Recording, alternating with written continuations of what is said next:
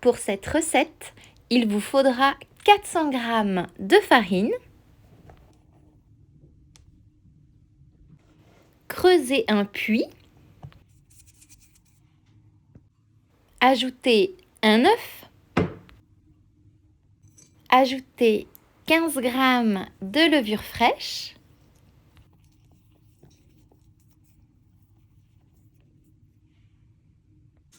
« 70 g de beurre coupé en morceaux et faire tiédir 200 ml de lait tiède. Puis ajoutez le lait au mélange de la pâte à buns. C'est tout ce qu'il vous faudra pour confectionner ces pains briochés, des ingrédients très simples. Alors commencez tout simplement à mélanger à l'aide d'une cuillère.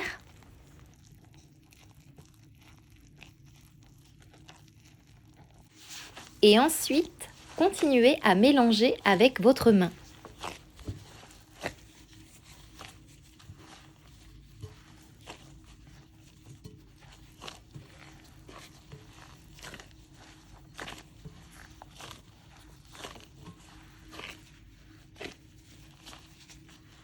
Puis travaillez la pâte jusqu'à ce qu'elle devienne souple.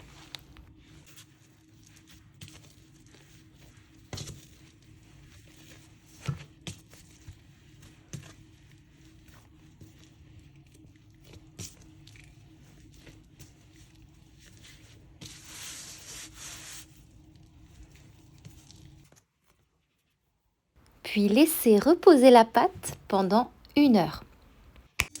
Pour la farce, cuire un oignon haché en petits morceaux pendant 2-3 minutes avec un filet d'huile d'olive.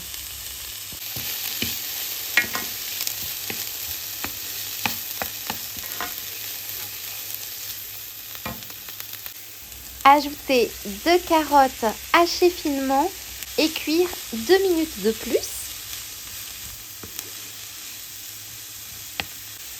Ajoutez 300 g de bœuf haché et cuire pendant environ 12 à 15 minutes à feu doux.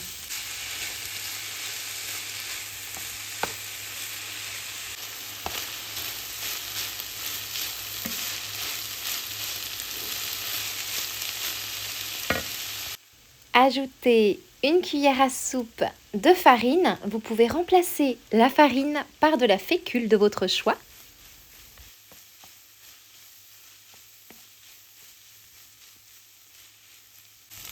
« 250 ml de sauce tomate.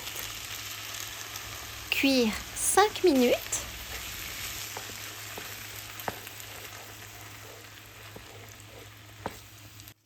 Et en fin de cuisson, ajoutez une pincée de sucre ou 1 cuillère à soupe ou 2 de lait pour contrer l'acidité apportée par la tomate. Ajoutez un peu de sel.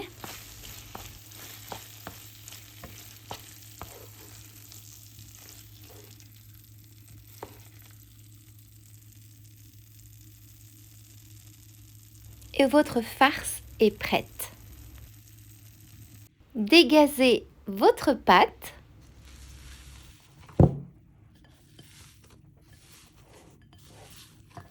Puis séparez la pâte en 8 parts.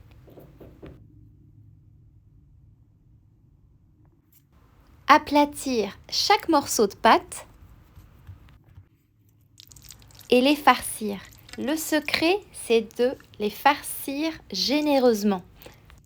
Et surtout, n'ayez pas peur, nous allons réussir à fermer la pâte. C'est très important de bien les farcir parce que sinon, pendant la cuisson, les buns fourrés vont gonfler et seront à moitié vides quand vous allez les couper en deux pour les servir. Vous avez vu comment j'ai fermé la pâte, c'est vraiment très simple. Et maintenant, nous allons les laisser reposer pendant 30 minutes.